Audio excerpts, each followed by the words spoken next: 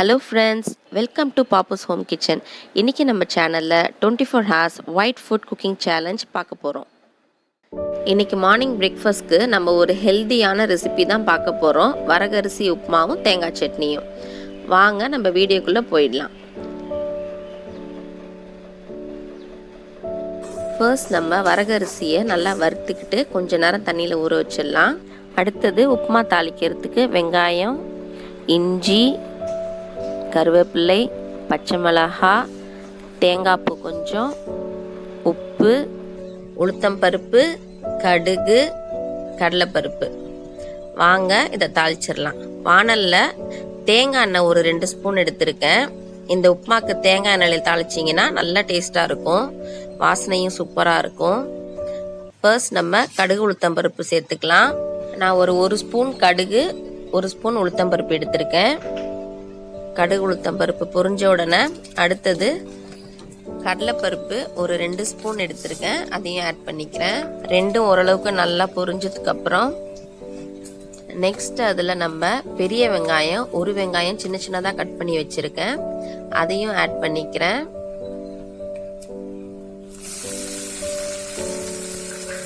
நல்லா கொஞ்ச நேரம் அதை வதக்கி விடுங்க.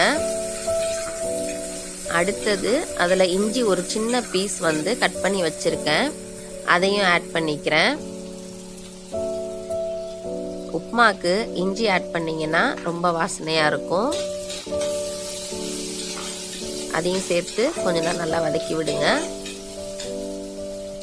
நெக்ஸ்ட் நம்ம இதில் சின்னதாக 2 பச்சை மிளகாய் அரிஞ்சு வச்சுருக்கேன், அதையும் சேர்த்துக்கிறேன். நான் இன்னைக்கு ஒரு ஆளாக்கு உப்புமா தான் செய்கிறேன், அதுக்குரிய அளவு தான் இதெல்லாம், அதனால் உங்கள் அளவுக்கு ஏற்ற மாதிரி பார்த்து சேர்த்துக்கோங்க. அடுத்தது கொஞ்சம் கருவேப்பிலை சேர்த்துக்கிறேன்.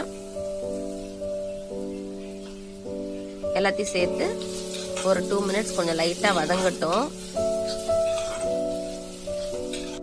வதங்கினதுக்கப்புறம் நம்ம அதுக்கு தேவையான அளவு தண்ணி சேர்த்துக்கலாம். ஒரு ஆளாக்குக்கு 2 டம்ளர் தண்ணி, நான் அதனால் 2 டம்ளர் தண்ணி ஆட் பண்ணிக்கிறேன்.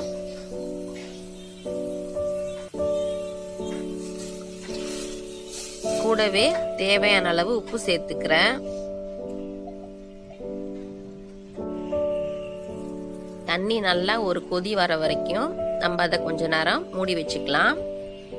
இப்போ நல்லா கொதி வந்துருச்சு. நான் கொஞ்சமாக தேங்காய் பூ சேர்த்துக்கிறேன். இப்படி தேங்காய் பூ சேர்க்கும் போது இன்னும் நல்லா டேஸ்டாக இருக்கும்.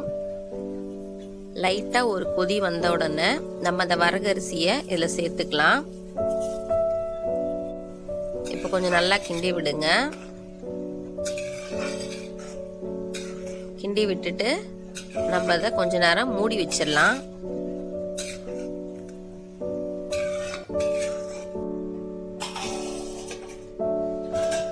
பாருங்க, இப்போ இது ஹாஃப் குக் ஆயிடுச்சு. நம்ம மறுபடியும் இதை நல்லா கிண்டி விட்டுட்டு சிம்ல வச்சிடலாம். ஒரு 5 மினிட்ஸ் அப்படியே சிம்ல இருக்கட்டும், அப்பதான் உப்புமா நல்லா மலர்ந்து வரும். பாருங்க, சூப்பராக ரெடி ஆயிடுச்சு. வரகரிசி ரொம்ப நல்லது சுகர் பேஷண்ட்ஸ்க்குலாம், ஹெல்தியும் கூட. இதை நம்ம தேங்காய் சட்னி கூட சேர்த்து சாப்பிட்டோம்னா ரொம்ப சூப்பராக இருக்கும். வாங்க நெக்ஸ்ட் நம்ம இப்போ சட்னிக்கு ரெடி பண்ணிடலாம். நான் கொஞ்சமாக தேங்காய் எடுத்திருக்கேன், ஒரு 3 பச்சை மிளகாய் போட்டிருக்கேன், 1 கை பொட்டுக்கடலை, உப்பு சேர்த்துக்கிறேன், சின்னதாக ஒரு பீஸ் இஞ்சி எடுத்திருக்கேன், அதையும் சேர்த்து நல்லா அரைச்சி எடுத்துக்கலாம்.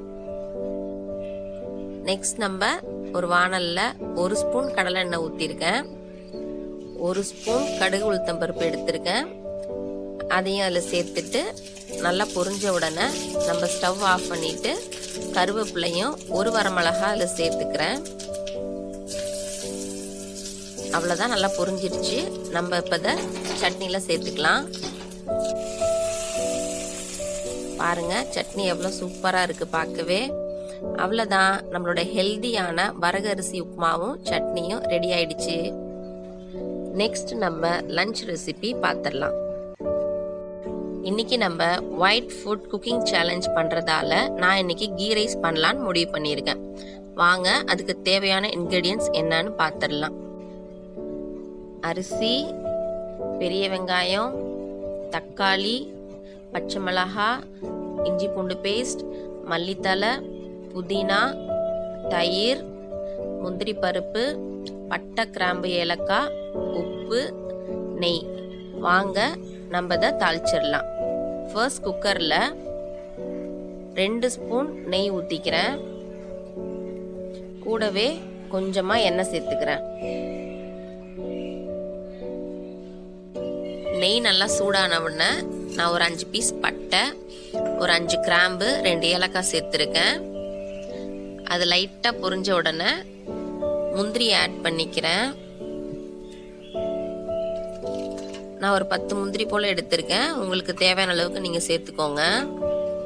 அதுவும் லைட்டாக பொரியட்டும். அடுப்பு வந்து லோ ஃப்ளேம்லேயே வச்சு குக் பண்ணிக்கோங்க. நெக்ஸ்ட் நம்ம அதில் 2 மீடியம் சைஸ் பெரிய வெங்காயம் கட் பண்ணி வச்சுருக்கேன். அதையும் சேர்த்துக்கிறேன். வெங்காயம் வந்து ரொம்ப வதங்கக்கூடாது, கலரும் மாறக்கூடாது. ஓரளவுக்கு வதங்கினாலே போதும். அப்போ தான் கீ ரைஸோட கலர் வந்து மாறாமல் இருக்கும். ஃப்ளேம் வந்து கம்மியாகவே இருக்கட்டும். நெக்ஸ்ட் வந்து பச்சை மிளகாய் கட் பண்ணி வச்சுருக்கேன். அதையும் சேர்த்துக்கிறேன். நான் பெரிய பச்சை மிளகாவாக இருந்ததால் நான் ஒரு 2 தான் எடுத்திருக்கேன். அடுத்தது 2 ஸ்பூன் இஞ்சி பூண்டு பேஸ்ட் சேர்த்துக்கிறேன். கீ ரைஸ்க்கு நிறைய இஞ்சி பூண்டு பேஸ்ட் போகணுன்னு அவசியம் இல்லை. கொஞ்சம் லைட்டாக ஆட் பண்ணாலே போதும். அதையும் சேர்த்து நல்லா வதக்கி விடுங்க.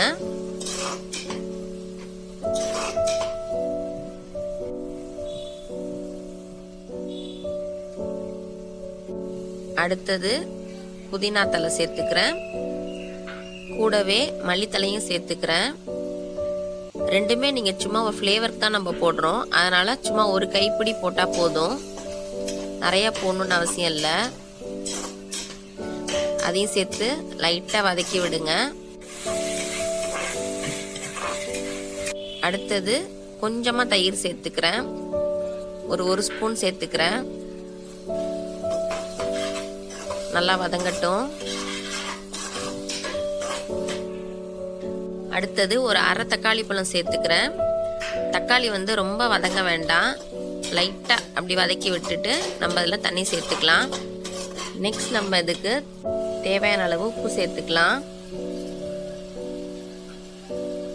லைட்டாக கிண்டி விட்டுட்டு நம்ம தண்ணி ஆட் பண்ண போகிறோம். நான் வந்து 24 கேரட் ரைஸ் எடுத்திருக்கேன் இன்னைக்கு. அதுக்கு ஒரு அலாக்குக்கு 2 டம்ளர் தண்ணி அளவு எடுத்துக்கலாம். நான் 3 அலாக்கு ரைஸ் எடுத்திருக்கேன், அதனால 6 டம்ளர் தண்ணி சேர்த்துக்கிறேன். அடுத்தது தண்ணி நல்லா ஒரு கொதி வர வரைக்கும் நம்ம வெயிட் பண்ணலாம். நல்லா கொதி வந்ததுக்கு அப்புறம் நம்ம அரிசியை சேர்த்துக்கலாம்.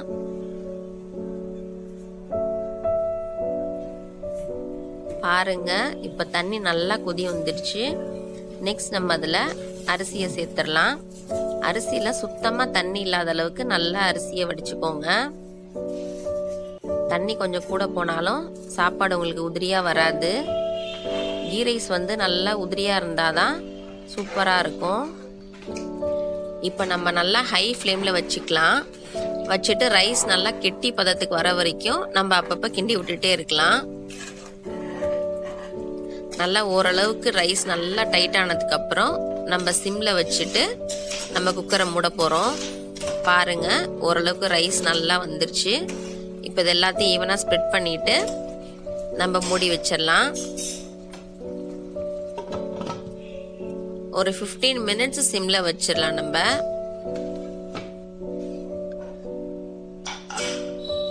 பாருங்க, ரைஸ் இப்போ சூப்பராக ரெடி ஆயிடுச்சு. நல்லா உதிரியாக வந்திருக்கு பாருங்க. அவ்வளோதான், நம்ம கீ ரைஸ் ரெடி ஆயிடுச்சு. நெக்ஸ்ட் நம்ம இதுக்கு ஒயிட் சிக்கன் எப்படி செய்யறதுன்னு பார்த்துடலாம்.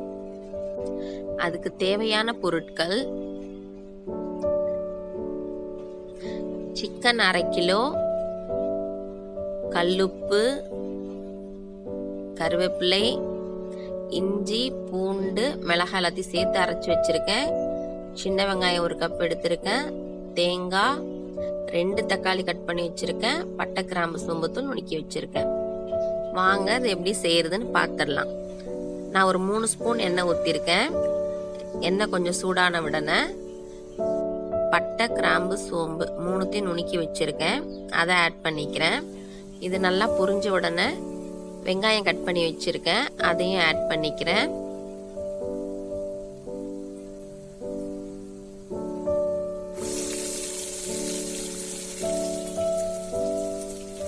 இப்போ இது ஒரு 2 மினிட்ஸ் நல்லா வதங்கட்டும். நல்லா வதங்கினதுக்கு அப்புறம் நம்ம இதில் கருவேப்பிலை சேர்க்க போகிறோம். சின்ன வெங்காயம் சேர்த்துக்கும் போது அதோட டேஸ்ட் வந்து ரொம்ப நல்லா இருக்கும். மேக்ஸிமம் நாங்கள் சின்ன வெங்காயம் தான் யூஸ் பண்ணுறது. இப்போ இதில் கருவேப்பிலை சேர்த்து கொஞ்சம் நல்லா வதக்கி விடுங்க.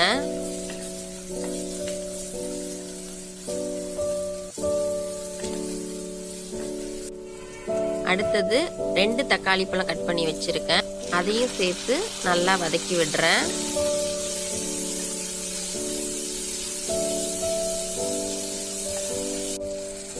நெக்ஸ்ட் வந்து இஞ்சி, பூண்டு, பச்சை மிளகாய் இது எல்லாத்தையும் சேர்த்து அரைச்சி வச்சிருக்கேன். 2 ஸ்பூன் இஞ்சி பூண்டு பேஸ்ட்டு, 4 பச்சை மிளகாய் நான் எடுத்திருக்கேன். ஏன்னா நம்ம இதில் வந்து மிளகாத்தூள் எதுவுமே நம்ம ஆட் பண்ண போகிறது இல்லை, இந்த பச்சை மிளகாய் காரம் தான். நான் ஒரு 4 மிளகாய் எடுத்திருக்கேன், நீங்கள் உங்களுக்கு தேவையான அளவு எடுத்துக்கோங்க. கூடவே கொஞ்சம் உப்பு சேர்த்துக்கிறேன். நல்லா வதக்கி விடுங்க. இப்போ இது நல்லா வதங்கிடுச்சு. அடுத்தது நம்ம இதில் சிக்கன் ஆட் பண்ணிக்கலாம். நான் வந்து சிக்கனில் கொஞ்சமாக தயிரும் மஞ்சத்தூளும் போட்டு நல்லா கழுவி எடுத்திருக்கேன். மசாலா நல்லா எல்லா பக்கமும் படுற மாதிரி நல்லா கிண்டி விட்டுக்கோங்க. நம்ம இதுக்கு வேறு எந்த தூளும் ஆட் பண்ண போகிறது இல்லை, மிளகாத்தூள், மல்லித்தூள் வேறு எதுவுமே நம்ம ஆட் பண்ண போகிறது இல்லை. ஆனால் இதோட டேஸ்ட் வந்து ரொம்ப சூப்பராக இருக்கும். வெறும் பச்சை மிளகாய் காரம்தான். நம்ம இதை கொஞ்சம் நேரம் மூடி வச்சிடலாம். தண்ணி எதுவுமே இதுக்கு ஆட் பண்ண வேணாம். பாருங்க இப்போ சிக்கனில் எவ்வளோ தண்ணி வந்திருக்குன்னு. இந்த தண்ணியில் அது குக் ஆனாலே போதும். அப்பப்போ அது ஃபுல் பாயில் ஆற வரைக்கும் கிண்டி விட்டுக்கலாம்.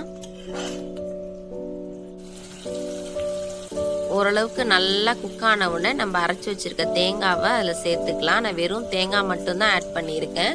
உங்களுக்கு வேணும்னா நீங்கள் முந்திரி வேணால் ஆட் பண்ணிக்கலாம். நெக்ஸ்ட் நம்ம அதை ஒரு 2 மினிட்ஸ் சிம்லே வச்சுட்டு நம்ம அதை ஆஃப் பண்ணிடலாம். அவ்வளோதாங்க, நம்ம டேஸ்டியான ஒயிட் சிக்கன் ரெடி ஆயிடுச்சு. அவ்வளோதான், நம்ம லஞ்ச் ரெசிபியான கீ ரைஸும் ஒயிட் சிக்கனும் ரெடி ஆயிடுச்சு. என்னடா அது ஒயிட் சிக்கனுங்கிறாங்க, ஆனால் சிக்கன் ஒயிட்டா இல்லையேன்னு மட்டும் கேட்டுறாதீங்க. நெக்ஸ்ட் நம்ம ஒரு சிம்பிளான ஸ்வீட் ரெசிபி பார்த்துடலாம். அதுக்கு தேவையான பொருட்களை கீழே இருக்க டிஸ்கிரிப்ஷன் பாக்ஸில் கொடுக்குறேன், என்னன்னு செக் பண்ணி பார்த்துக்கோங்க. வாங்க இப்போ வீடியோக்குள்ளே போயிடலாம். ஃபர்ஸ்ட் ஒரு வானலில் 1 ஸ்பூன் நெய் ஊற்றிக்கிறேன். நெய் கொஞ்சம் சூடான உடனே அதில் ஒரு 10 பாதாம் சேர்த்துக்கிறேன்.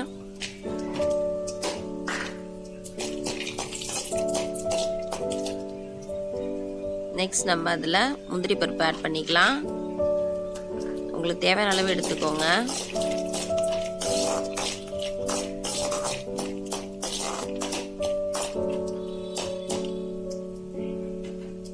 கடைசியாக நம்ம அந்த திராட்சை ஆட் பண்ணி அது நல்லா பலூன் மாதிரி உப்பி வந்த உடனே வறுத்து எடுத்துருங்க. நெக்ஸ்ட் நம்ம அந்த நெய்லேயே ரவையை வறுத்து எடுத்துக்கலாம். ஒரு 1/2 கப் ரவை எடுத்திருக்கேன், அந்த நெய்லேயே வறுத்துக்கோங்க. அப்போ தான் நல்லா வாசனையாக இருக்கும். கொஞ்சம் லைட்டாக ப்ரௌன் ஆகிற மாதிரி வறுத்துக்கோங்க, ரொம்பவும் கருத்துற வேண்டாம்.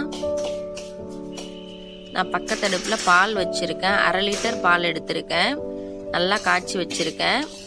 பாருங்கள் இப்போ ரவையும் நல்லா வறுத்தாச்சு. அதை அந்த பாலில் ஆட் பண்ணிக்கிறேன். ஆட் பண்ணி நல்லா கிண்டி விடுங்க. கட்டி விழாமல் நல்லா கிண்டணும், இல்லைன்னா கட்டி விழுந்துடும் பாலில். ரவை வந்து சீக்கிரமே குக் ஆகிடும். நெக்ஸ்ட் நம்ம அதில் 1 கப் ஜீனி எடுத்து வச்சுருக்கேன், அதையும் சேர்த்துக்கிறேன். சேர்த்து நல்லா கிண்டி விடுங்க. இப்போ ரவை ஓரளவுக்கு நல்லா வெந்து வந்துருச்சு. அடுத்தது ஒரு 3 ஏலக்காய் நல்லா பொடி பண்ணி வச்சுருக்கேன், அதையும் அதில் ஆட் பண்ணிக்கிறேன்.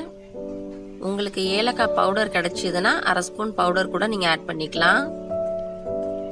நெக்ஸ்ட் நம்ம வறுத்து வச்சுருக்க இந்த முந்திரி, திராட்சை, பாதாம் எல்லாத்தையும் நம்ம ஆட் பண்ணிவிட்டு ஆஃப் பண்ண போகிறோம். பாருங்கள் சூப்பராக கொதி வந்துருச்சு. பாயாசமும் நல்லா ரெடி ஆயிடுச்சு.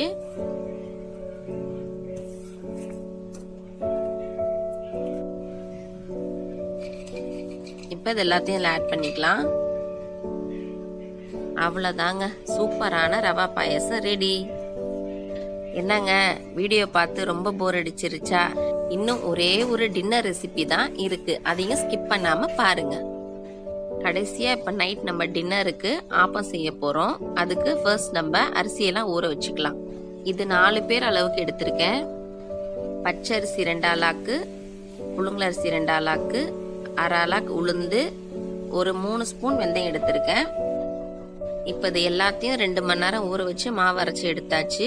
மாவு நல்லா புளிக்கணும். இது கொஞ்சம் நல்லா புளிச்சதுக்கு அப்புறம் நம்ம அதில் தேவையான தண்ணி கொஞ்சம் கலந்துக்கிட்டு ஆப்பத்தை சுட்டு எடுத்துக்கலாம். மாவு வந்து இந்த அளவுக்கு கன்சிஸ்டன்சி இருக்கணும். வாங்க ஆப்பம் சுட்டு எடுத்துடலாம். இப்போ இதை 1 நிமிஷம் மூடி வச்சிருங்க. பாருங்க, சூப்பரா பூ ஆப்பம் ரெடி ஆயிடுச்சு. குழந்தைங்களுக்குலாம் இந்த மாதிரி ஆப்பம் சுட்டு கொடுத்தீங்கன்னா விரும்பி சாப்பிடுவாங்க. இப்ப ஆப்பத்தை நம்ம எடுத்துடலாம். இதோட நம்ம தேங்காய் பால் ரெடி பண்ணி வச்சிருக்கோம். தேங்காய் பால் சேர்த்து சாப்பிட்டீங்கன்னா சூப்பரா இருக்கும்.